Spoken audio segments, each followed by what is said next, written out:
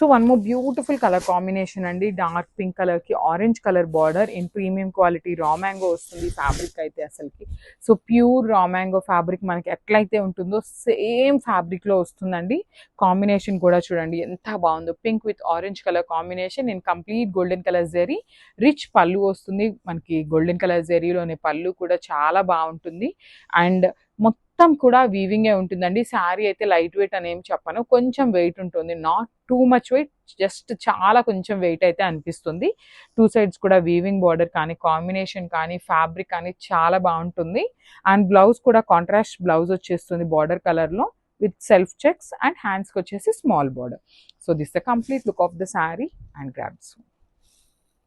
So one more beautiful sari అండి. Raw mango fabric వస్తుంది, premium quality raw mango వస్తుంది అనమాట. బ్లాక్ కలర్కి యాష్ కలర్ కాంబినేషన్లో ఇచ్చారనమాట. లైట్ యాష్ కలర్లో ఉంటుంది శారీ బార్డర్ అయితే.